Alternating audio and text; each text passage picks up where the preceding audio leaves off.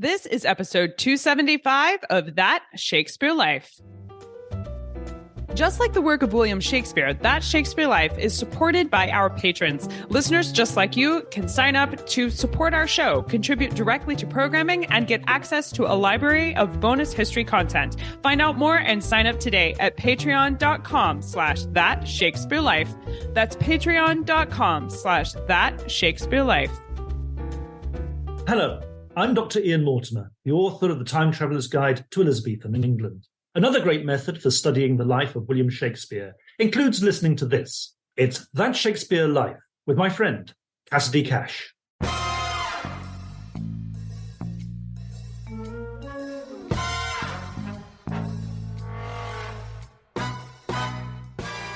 There's a moment in Midsummer Night's Dream, I'm sure you know, where the mechanics are putting their play on stage for Theseus and Hippolyta. And the prologue is kind of presenting everybody and really bungles the punctuation.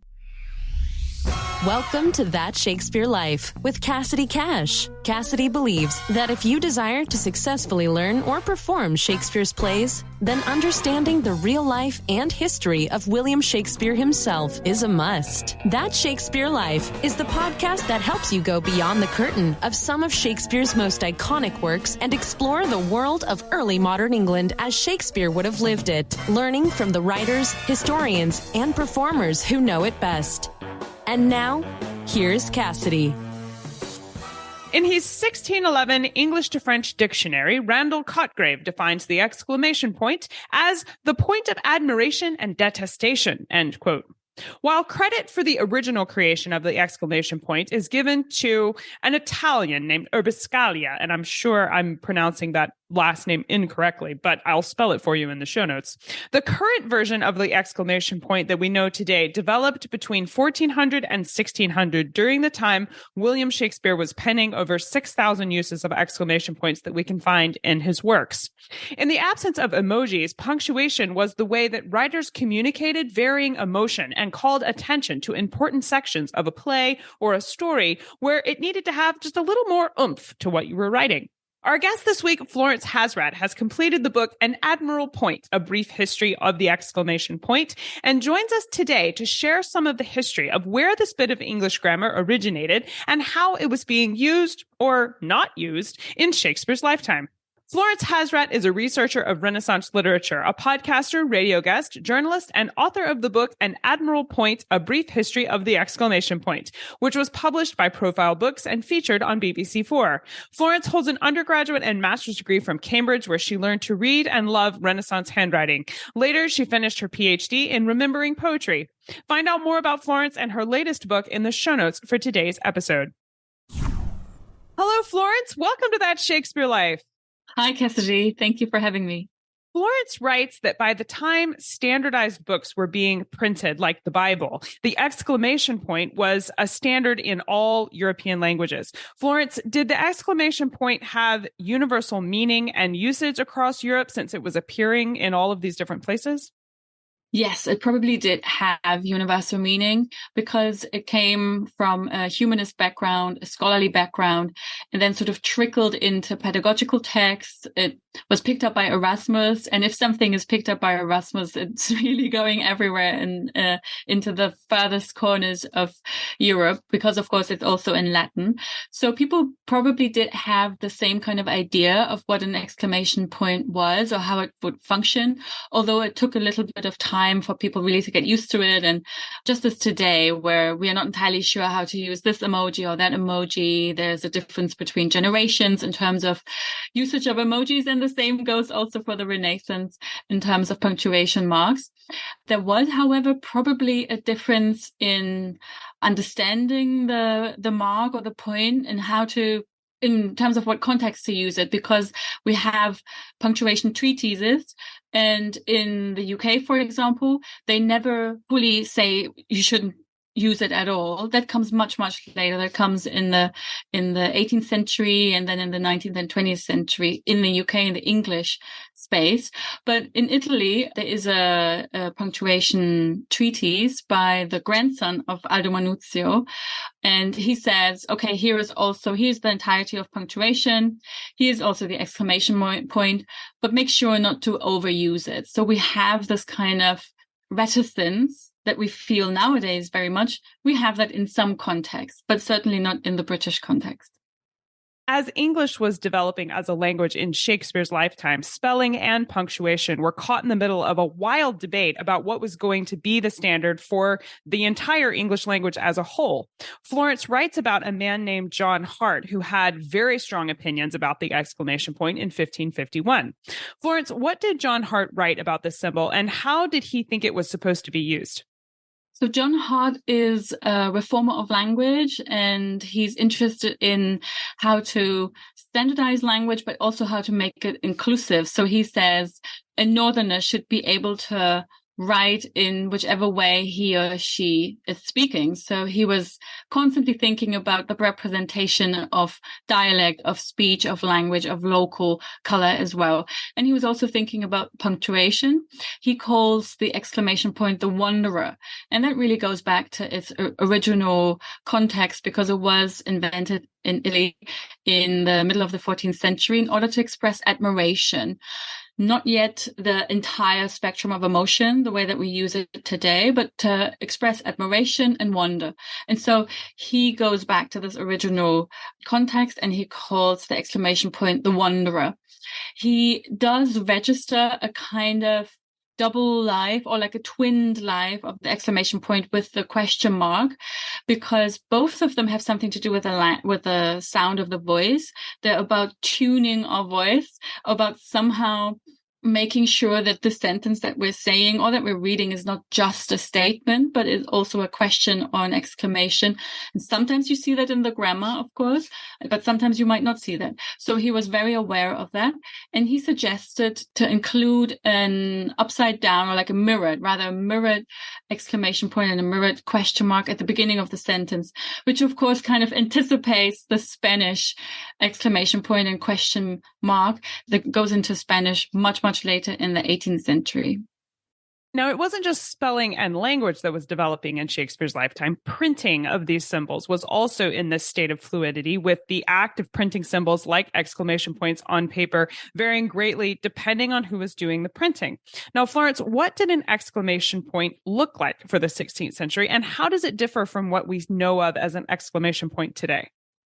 The shape of the exclamation point actually doesn't differ that much from the way we use it nowadays. I've also looked at some manuscripts. So people are really just using the shape of the mark that we also use today. So that's a dot at the bottom and then a stroke on top of that. So the shape is pretty much clear by the 16th century.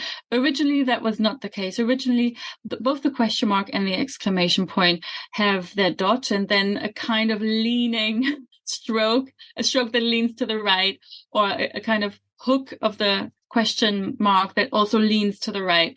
But at some point in the course of a few decades or hundreds of years, the marks sort of righted themselves and now hover on top of one another. So in terms of the shape, that was pretty much the way that we also would write it today. But in terms of usage, as I said, it took a while for people to really understand just how are we supposed to use this piece of punctuation. And at the beginning, they would really use it for something like admiration, wonder, vocatives, like, for example, oh, or how, or what, how beautiful, or what a nice day, to use like really simple examples. But in the folio, in the Shakespeare folio, we already have other kinds of uses. For example, a character says something and another character picks up the same expression and puts an exclamation point at the end, sort of exclaims it in order to sort of say, one says, "Oh, the prince," and then the other says, "Oh, the prince," for example. So we already have different kinds of uses, but it really took around 200 years for the exclamation point to be attached to any kind of emotion. So Samuel Johnson, in his dictionary in the middle of the 18th century, writes that it's a pathetical sentence, by which he means the passions. So emotions, you can express emotions with an exclamation point. What about when a printer was trying to take exclamation points and actually put them on a printed page? So I understand printers would buy a standard set of letters, A through Z, and then it included some punctuation marks. Would an exclamation point be a standard part of a letter set for a printer, or did he have to specifically purchase that separately? It would not be a part of the standard set, at least not in the early 17th century or late 16th century.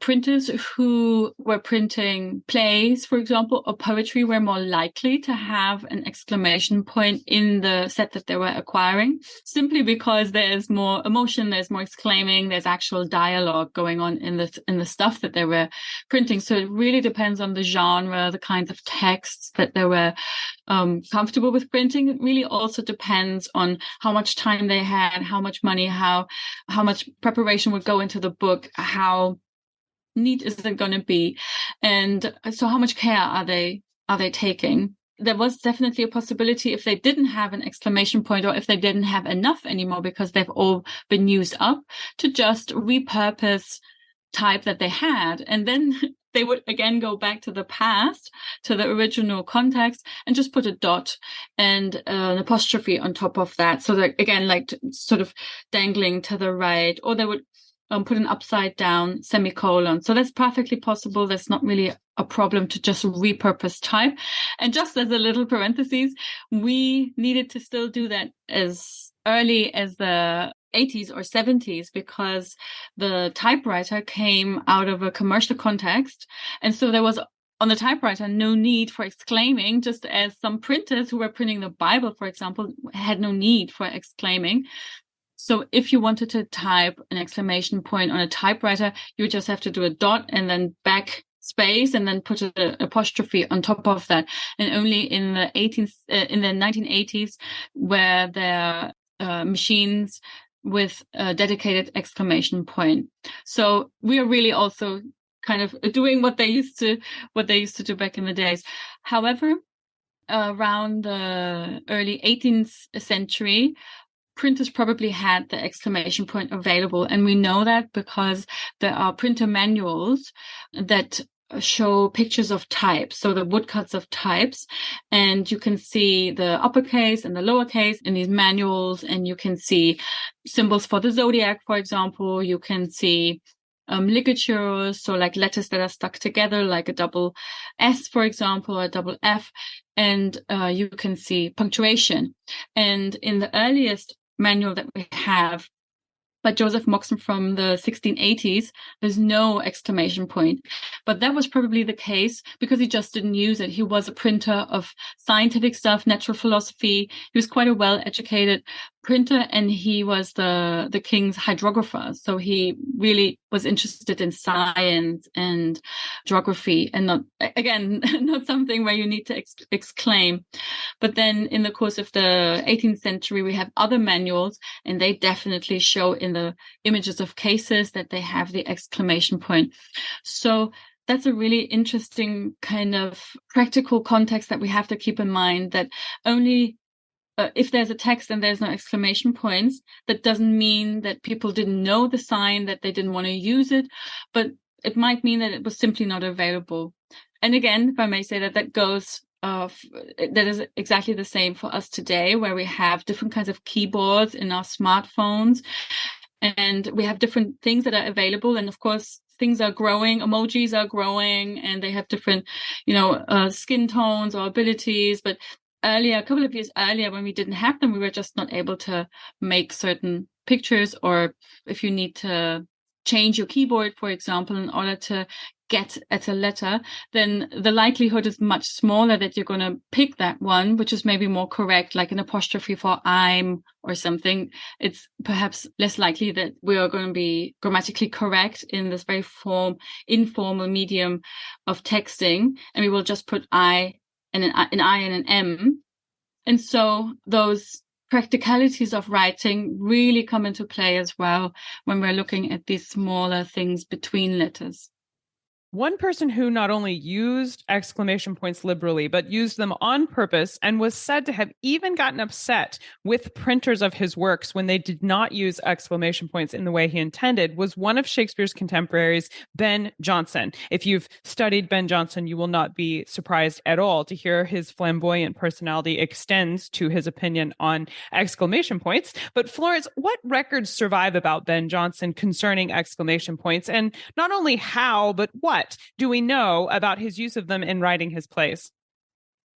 Oh, he was actually a huge punctuation fan. He was a very heavy punctuator because at the time there wasn't exactly a standardized way for punctuating. We have the first intimations throughout the course of the 16th century, but it was still very much a personal story. And it really stays like that for quite a while, where it's sort of like we both have a set of conventions, let's say, and they keep developing and they keep rigidifying a little bit and they become less flexible. But there's also still a huge amount for your own personality to show up.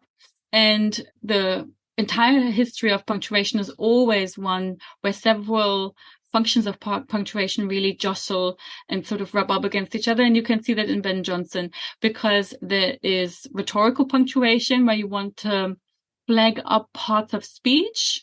There is elocutionary punctuation where you want to take a breath and where you want to pause. And sometimes that overlaps with rhetoric and grammar, and sometimes it doesn't. And then there's grammar and logic where you're really required to put some kind of punctuation mark in order to make sense of the sentence and choose one meaning over an ambiguity sometimes. So Ben Jonson is kind of juggling all of these different kinds of expressions or functions of punctuation. So the grammatical or logical, the rhetorical, and then the elocutionary. And he's a very heavy punctuator, and he really wants his punctuation to be in his plays.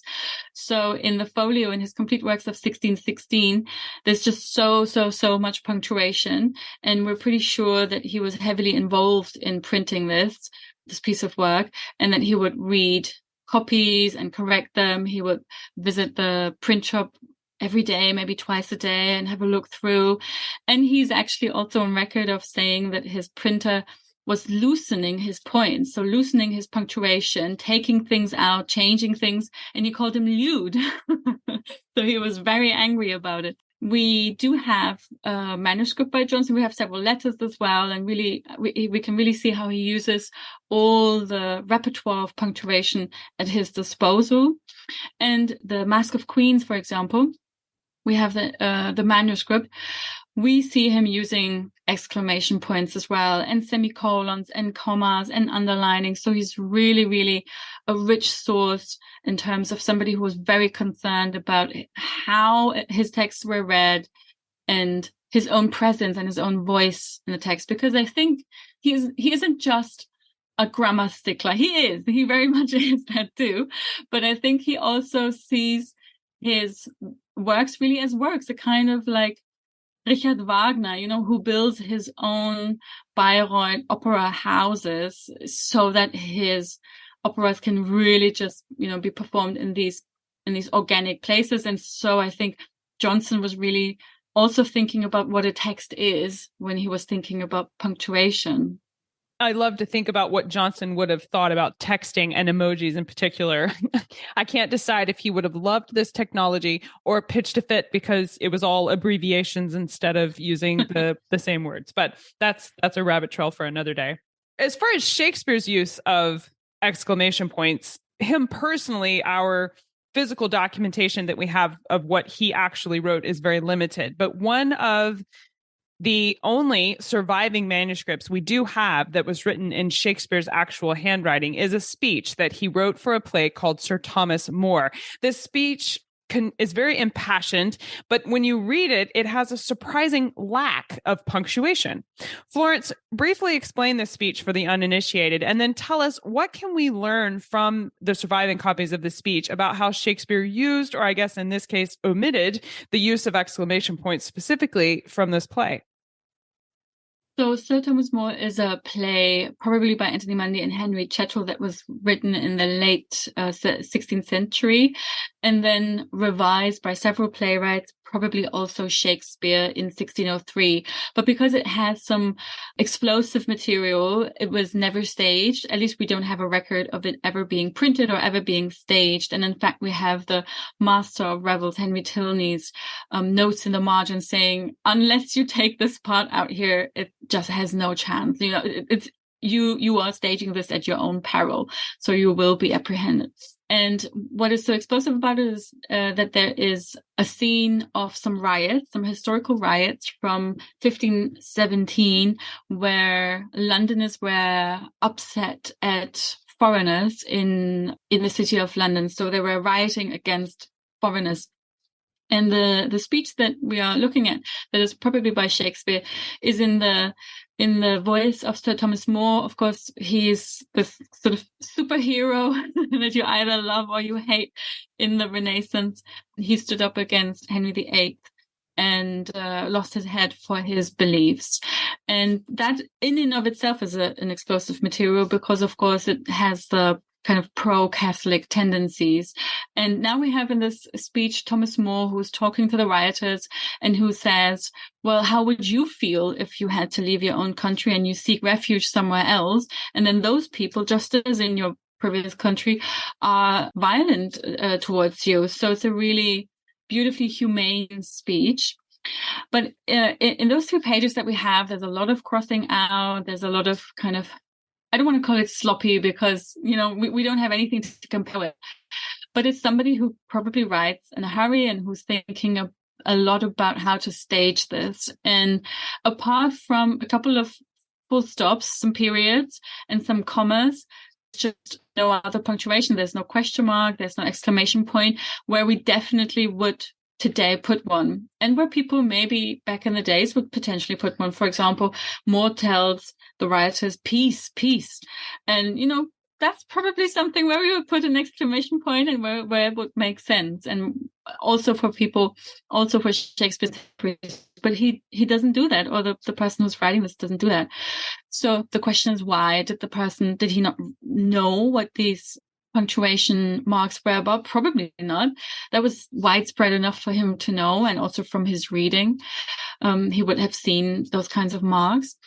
Perhaps he wrote so fast and kind of exploratorily, let's say, it's not a copy that you give somebody else, it's for use, because he knew that the actor would just give voice to the text, and an actor just does whatever they want with the interpretation of the text, and they have their body, they have their voice to express exclaiming, to express emotion. So there was no need, in a way, for this particular copy to contain anything that tells the actor or the reader what to do with their voice or the voice in their heads. It doesn't mean that Shakespeare, again, doesn't know punctuation and how to use it, because there's a scene in Midsummer Night's Dream where the joke depends on the punctuation. And we cannot but think and assume that that was really important for people to get right. So whoever put the type, you know, was probably very careful to make sure that a reader would also get the joke. So the joke depends on misplacing full stops and then sort of bungling the sentence and actually being chaotic in the sentence. And characters in the Midsummer Night's Dream actually comment on that and say, well, it's like a chain that is where the parts of the chain are fine, but they're totally tangled together. They don't make sense.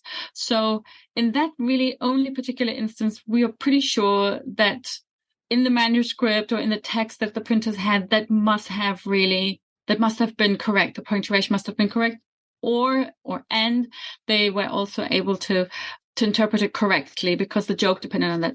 But other than that, the text that came to the printers probably had very little punctuation, and they themselves then made educated guesses in terms of what would work best, what they had available, what their habits were. we have, of course, tried to decode the folio, which hand has said which text and so on.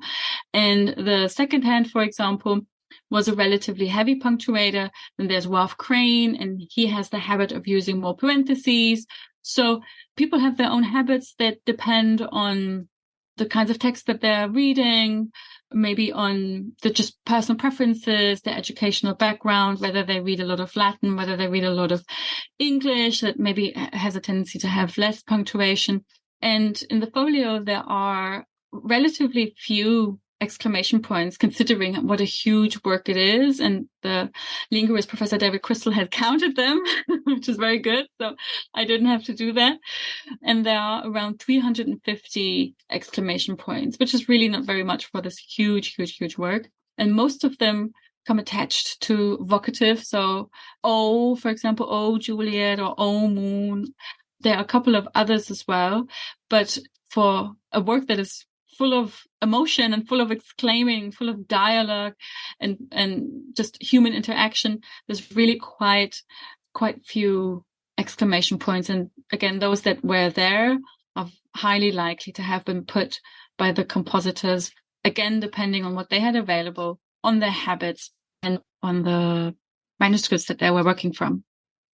This is a fascinating look at exclamation points and where they show up and where they don't, and how we can interpret them and think about them in terms of what was going on with the exclamation point for Shakespeare's lifetime. And there's obviously more history to be explored here about the history of this particular piece of punctuation. And as an expert in this part of history, I was wondering if you could recommend some of your favorite books or resources that you think our listeners should begin with if they're new to the study of exclamation points.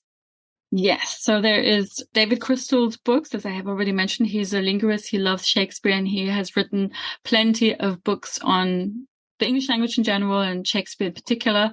And he's also written a very readable, very fun introduction to punctuation, and it's called The Pernickety History of Punctuation. I can definitely recommend that. There's another book called The Secret Life of Punctuation by Keith Houston that looks in a bit more detail at individual marks, that tells a little bit about the history as well, but also speaks about certain marks, barring the exclamation point, which is, of course, where then my work comes in. I was kind of trying to provide and complete that history of individual marks. And for people who are interested in a more scholarly work that also goes back to antiquity, because punctuation, like any human thing, I suppose, object or behavior or practice, also has a history and has a very long history. This book by Parks, Punctuation in the West, goes back at least 2,000 years and looks at Greek and Latin manuscripts, and also goes up to Shakespeare in the 18th century as well. And for people who are particularly interested in Shakespeare and punctuation, they can look at Percy Simpson's Shakespeare's Punctuation, which is actually 100 years old. So it's like from 1911. But Simpson was the first person to say, well, those signs are not actually random. We can't just discount them. There is rhyme and reason to that. We just have to find out what kind of rhyme and reason there is. These are wonderful resources. I'm so excited to share these. We will link to all of these resources in the show notes for today's episode, where you can go directly to each one of the texts that Florence is recommending for you today. Well, we ask everyone this next question here at That Shakespeare Life, and that's, what's the one book you would take with you on a deserted island? My friends in England tell me I'm supposed to allow you the complete works of Shakespeare and a copy of the Bible, so your choice would be in addition to those. I think I would definitely pick a book by Penelope Fitzgerald. She's my favorite writer. She is underread, I think. She started writing quite late in life, and she's received recognition relatively late as well. And I think I would pick a novel that, if you're a Penelope Fitzgerald fan, you'd probably not necessarily pick that novel, but it's called Offshore, and it's about a mother with her two daughters who lives on a boat, on a barge in London in the 1960s. And the book is just so subtle and so slow, and sort of develops and unfolds with the rhythms of the tide as well. And I think she's just an amazing stylist. I can just reread this book again and again. A book that you can read again and again is always a good selection for your desert island. So I think that's a smart choice. So what's next for you, Florence? What are you working on now that you're excited about? Well, I'm working on the next book, which is a complete social history of all the punctuation marks that there are. So not just the exclamation point. And it also really covers thousands of years of history, lots of different languages, lots of different technologies, from the manuscript and the scroll to the book and the printed book and texting and tweeting, for example. So that's keeping me very busy. I'm also writing shorter articles. For example, I'm just writing an article on mind wandering in Renaissance romance. So stories about knights and ladies and quests and going off quest. And I'm trying to connect that to parentheses. So I'm trying to say that in a parenthesis in a text, we're kind of allowed to go a little bit off topic and then return.